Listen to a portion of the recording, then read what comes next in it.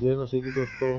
परमेश्वर आप सबको बहुत सारा आशीष दे। आइए हम परमेश्वर के वचन से एक कहानी को देखेंगे जो कि लिखा है लूका के 19 अध्याय 1 से 10 वचन में, जहाँ पर हम जक्कई की कहानी को देखते हैं। जक्कई एक ऐसा व्यक्ति जो चुंगी लेने वाला पापी व्यक्ति है, लेकिन वो कैसे परमेश्वर के करीब आता है, कैसे उसके जीवन में परिवर्तन होता है, कैसे उसके पूरा जीवन ही बदल जाता है।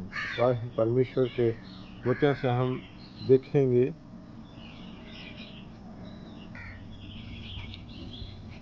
जैसे कि यहाँ पर लिखा है कि वह यरीहो में प्रवेश करके जा रहा था, और देखो जक्कई नामक एक मनुष्य था जो चुंगी लेने वालों का सरदार और धनी था।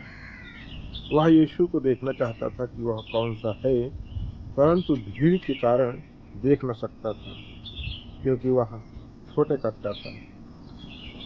तब उसको देखने के लिए वह आगे दौड़कर एक गूलर के पेड़ पर चढ़ गया,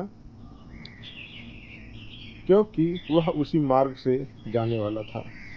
जब यीशु उस जगह पहुंचा तो ऊपर दृष्टि करके उसने देखा और कहा, हे जक्कई, झट उतर आ, क्योंकि आज मुझे तेरे घर में रहना अवश्य है। वह तुरंत उतरकर आनंद से उसे अपने घर लेके गया, और यह देखकर सब लोग कुड़कुड़ा कर कहने लगे, वह तो एक पापी मनुष्य के यहाँ जा रहा है। जक्कई ने खड़े होकर प्रभु से कहा, हे प्रभु, देख, मैं अपनी आधी संपत्ति कंगालों को देता हूँ, और यदि किसी का कुछ भी अन्याय करके ले लिया है तो उसे 4 गुना मैं फेर देता हूँ। तब यीशु ने उससे कहा, आज इस घर में उद्धार आया है, इसलिए कि यह भी इब्राहिम का एक पुत्र है, क्योंकि मनुष्य का पुत्र खोए हुओं को ढूंढने और उनका उद्धार करने आया है। जैसे हमने वचन को पढ़ा और हमने देखा कि कैसे जक्कई यीशु मसीह को देखने के लिए वो इतना उत्साहित था, और वो उस प्रभु को जानना चाहता था, उस यीशु को जानना चाहता था जो उसने यीशु के बारे में सुना था लोगों से। उन सारी चीज़ों को वो देखना चाहता था कि यीशु कौन है जो इतना भारी काम कर रहा है, इतना चमत्कार कर रहा है, लोग उसके द्वारा ठीक हो रहे हैं, मुर्दे जिंदा हो रहे हैं।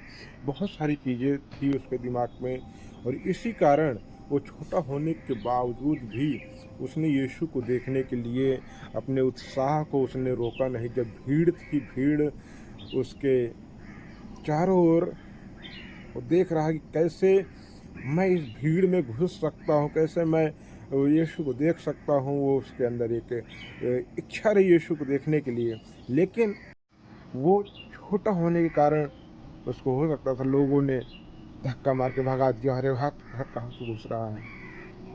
लेकिन देखो उसका उत्साह यीशु को देखने के लिए कि वो कैसा है, इसलिए वो एक पेड़ पर भी चढ़ गया। ये कितनी अच्छी बात है कि वो यीशु को देखना चाहता था। लेकिन जब वो उसने यीशु को देखने के लिए उस पेड़ पर चढ़ा, आप हैरान हो जाएंगे, यीशु ने भी उसी की ओर देखा,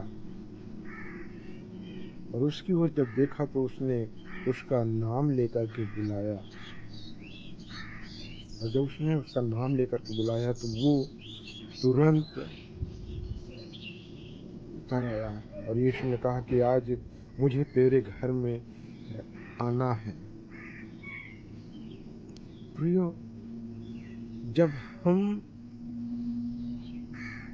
पापी हैं, जब हम किसी काम पे नहीं है ऐसा हमें लगता है, उस समय परमेश्वर का कार्य हमारे जीवनों में होता है, और वो हमारे जीवन से अपने महिमा को करना चाहता है।